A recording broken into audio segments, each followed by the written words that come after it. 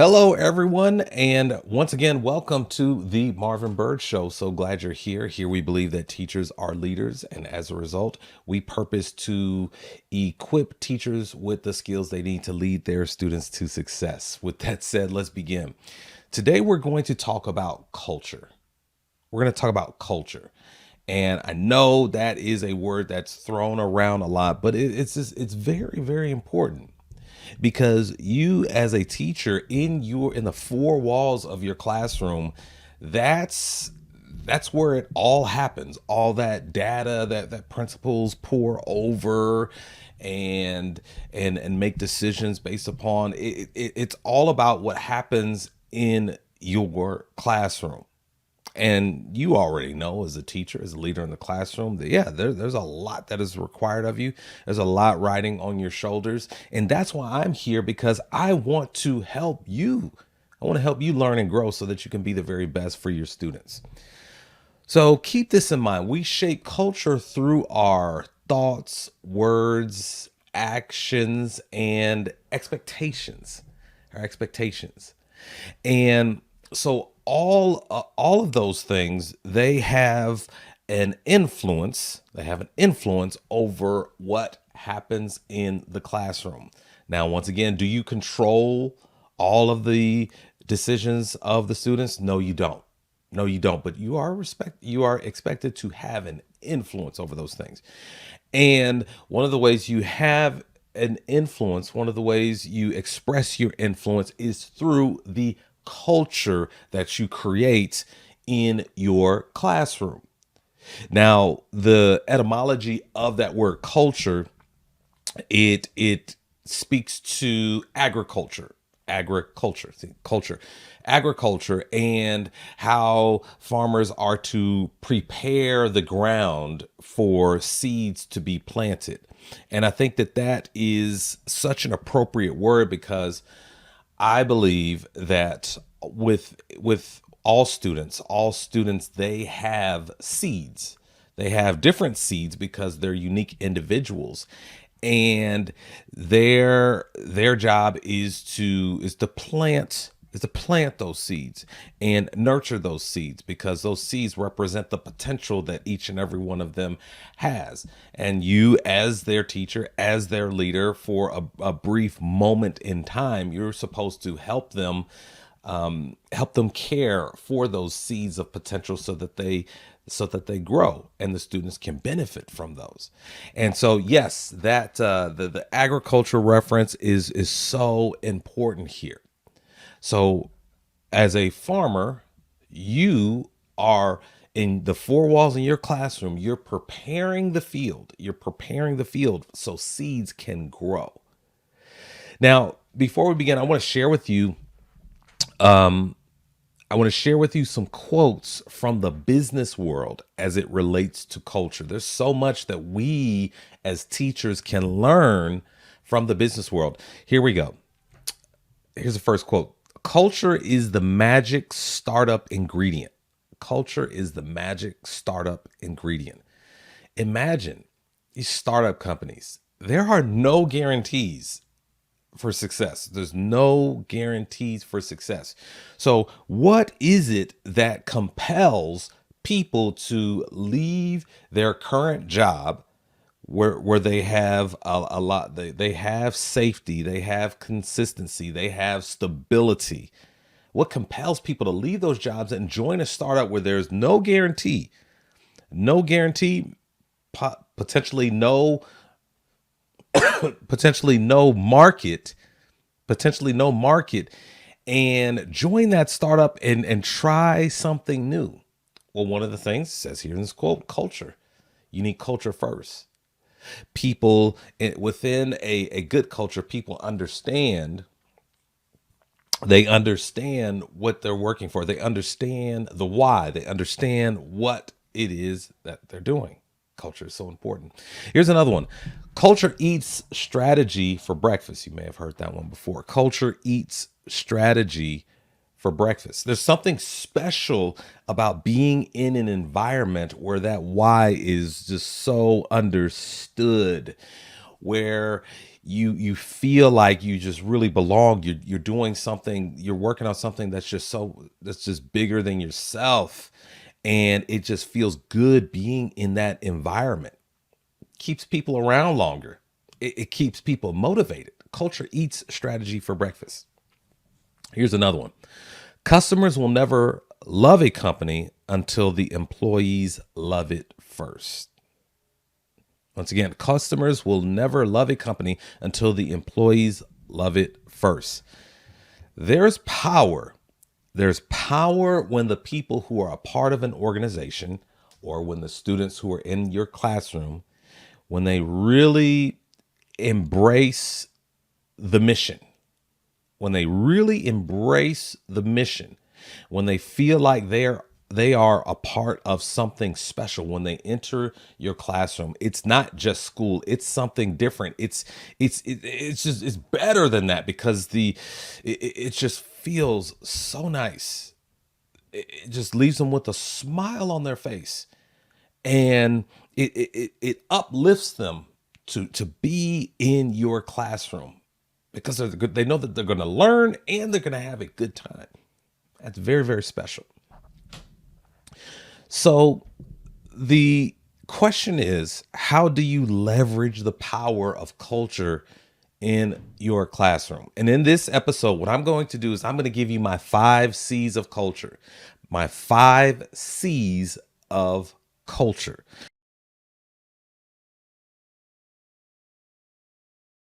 So I want to share with you my definition of culture. This is my definition of culture. My definition of culture is this. It is the quality of the student experience in your classroom. It's very, very simple. Once again, the quality of the student experience in your classroom. Now, understand this. When we talk about the quality, that could be good or bad. Now, obviously, it's your job to make sure that that experience is a good experience. The quality of the student experience in your classroom. That is my definition of culture. Now, let's get into these 5 C's. Let's get into these 5 C's. And one thing that I want to mention before I do that is that I don't want you to think that, I expect you. I'm telling you that you need to go in there. You need to be an entertainer. You need to be Robin Williams. You need to be all energy. You need to stand up on the desk and do all those different things. No, you have to be your authentic self. You don't have to do all of that, because and we'll flesh it out when we get into the 5 C's. You don't have to do all of that. But as always, students have a job to do as well. And I want to make that very clear that, I fully understand that. And that is, everybody in that classroom has expectations. The students have a job to do. Okay. I want you to know that. You know me, I'm a teacher. I'm on your side.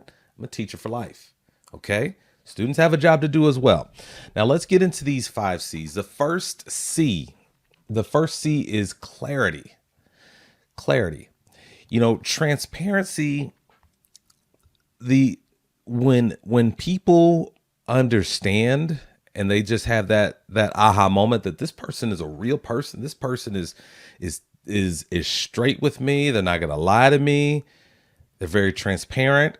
When people understand that about someone, particularly about someone in leadership, then the guards come down. Then people are able and willing to take risks, to do their best, to be vulnerable and potentially get something wrong, so that they can learn from a mistake. So clarity is so important, and I think that clarity is also it's a stabilizing force. It's a stabilizing force, because it helps people to understand that you've got nothing. There's you don't need to hide anything. You can be, if the leader is open and honest and transparent, they're being who they are, you can do the same.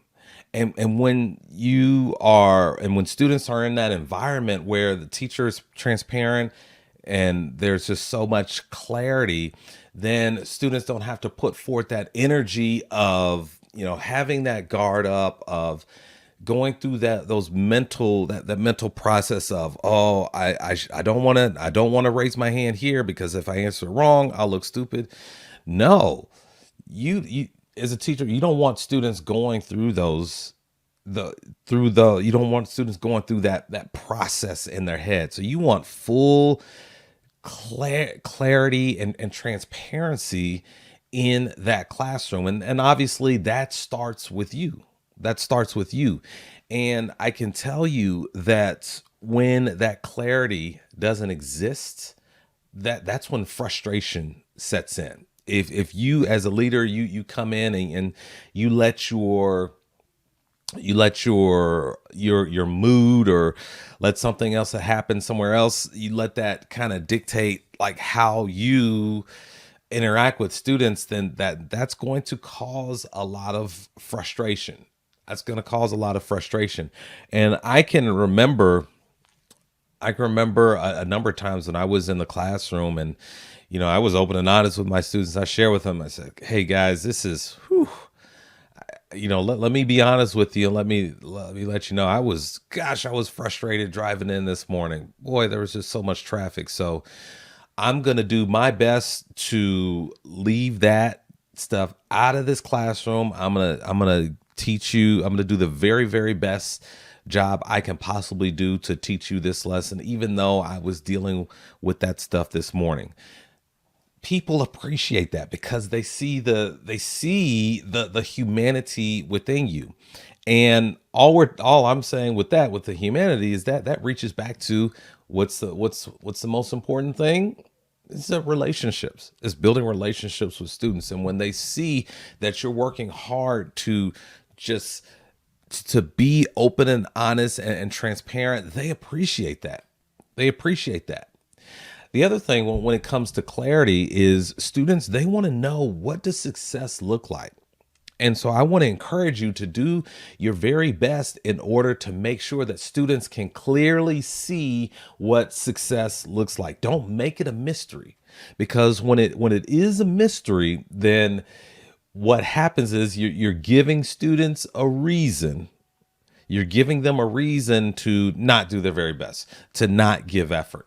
And, it's not that, it could be that students, they're not necessarily looking for that. But I think especially this is true for me, in that let's look at ourselves, when it comes to going to the gym. If, let's say, you had an idea, and this has happened to me before. Okay. So I want to go to the gym, and, it's about a 5 mile drive. Okay. I want to go to the gym, and it starts raining. So I look out that rain, and there's just something in the back of my mind. It's just like, oh gosh, it's raining. Ugh. There's my reason, not going to the gym today. Or,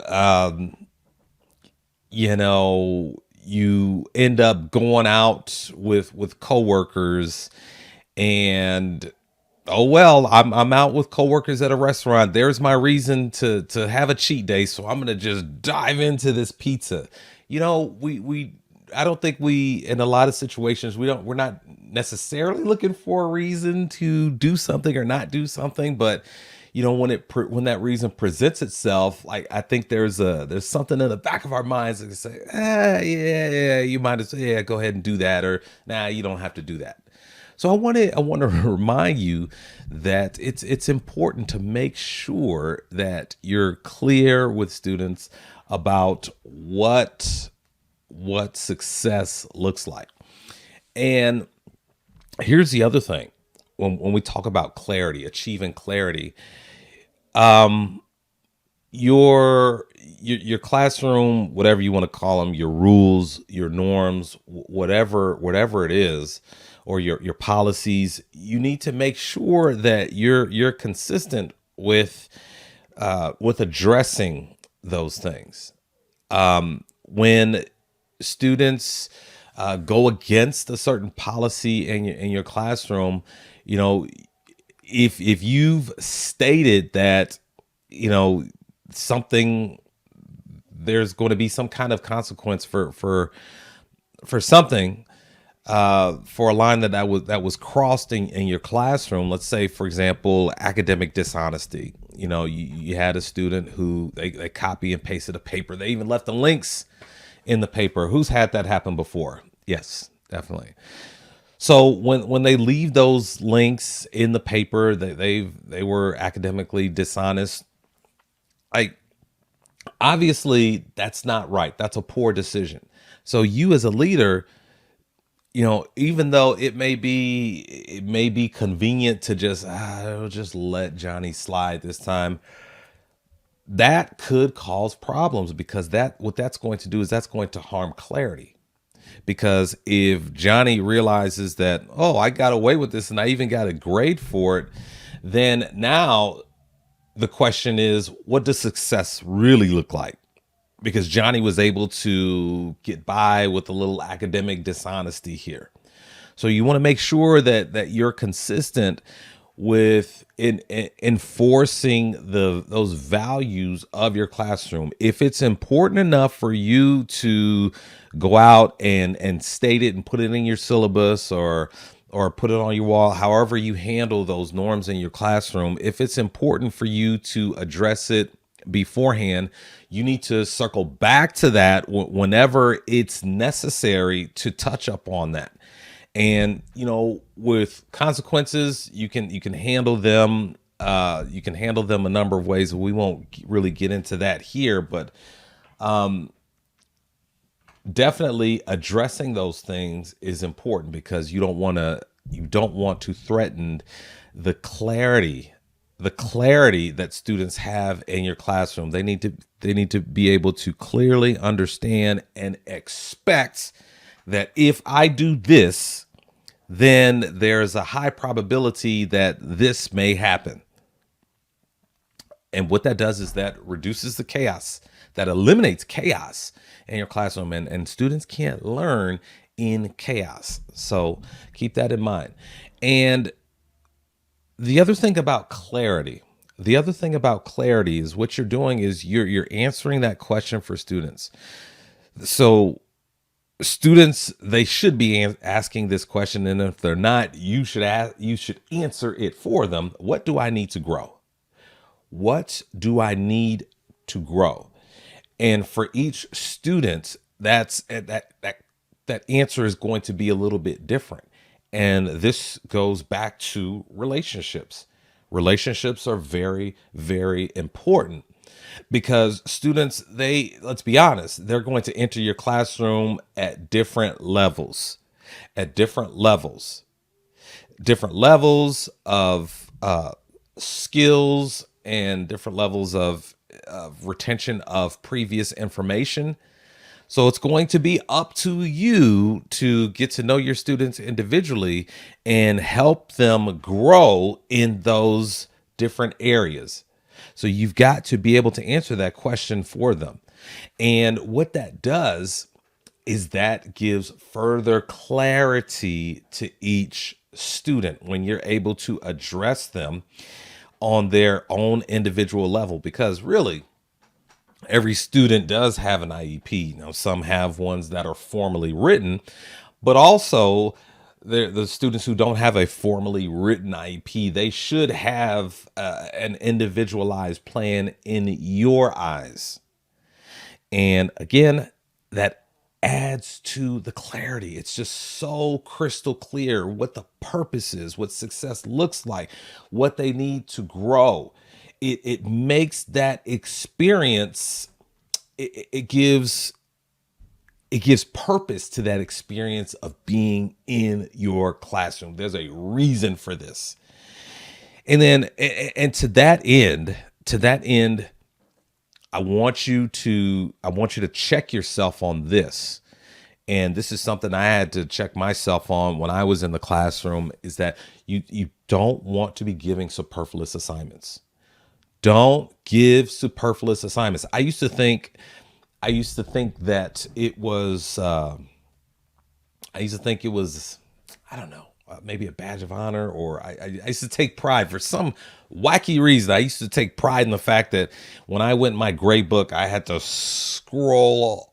You could scroll over and see all of those assignments that I would have in one unit.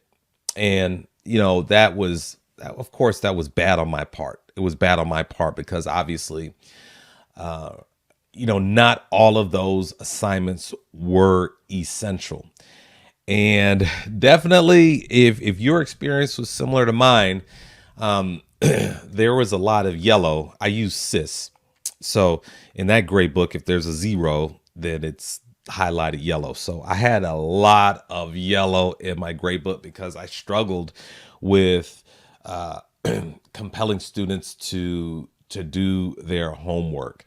And I struggled with that until I went to a conference, and then I had that aha moment, and I realized it was doing more harm than good. Just the mathematics of it. It didn't encourage students to give effort. Now, remember, at the same time, I said students have a job to do. They do have a job to do, but the way that I was able to work it, because again, superfluous assignments, they threaten the clarity because they give that impression that, this doesn't have meaning. This is potentially a waste of my time. Or you'll have that student who's able to rock it out on the test, but because they didn't do the assignments, then that brings down their grade. And I know there's those of you out there who believe in standards-based grading. So if you've been with us for a while, you know that I'm not a fan, because what I especially for the high school level, what I would not like for teachers is for them to be in a situation where they tell the students that, no, you don't get a grade for this, and you will have students who they may pull on our classroom management skills a little bit more. Then that kind of gives them the impression that they can make their own decisions in the classroom. And so that's why, as a former high school teacher, I'm not fully on board with standards-based grading. But here's what I came up with. For those of you who have many assignments within a particular unit. What I came up with is I cut things down in terms of what I was really, really looking for, in terms of what I was going to grade.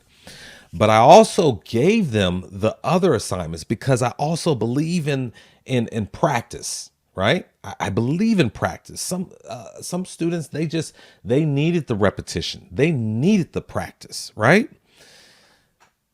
Treating students as individuals. So what I said to them was, I think it would be a good idea. It would be a good decision if you would do these other assignments. Now, I'm not going to grade them.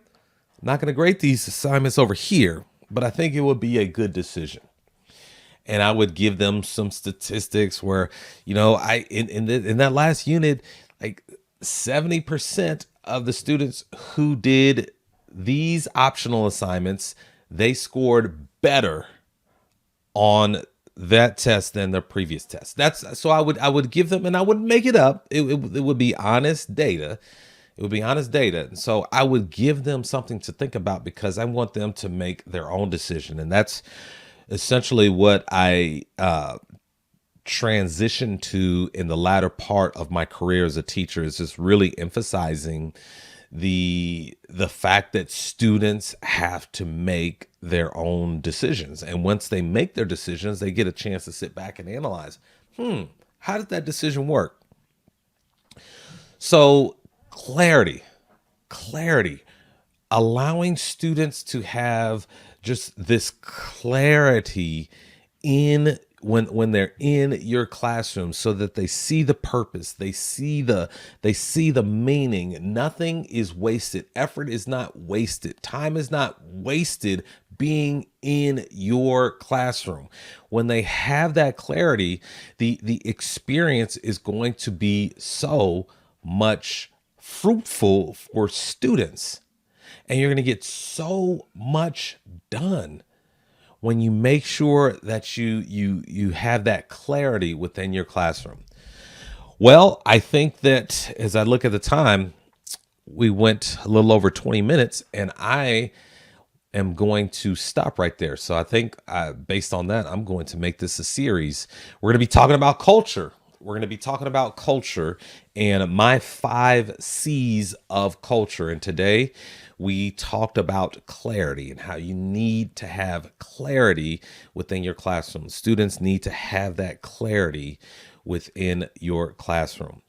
So thank you so much for watching, those of you who are watching, and thank you so much for listening. For those of you who are listening, I appreciate you so much.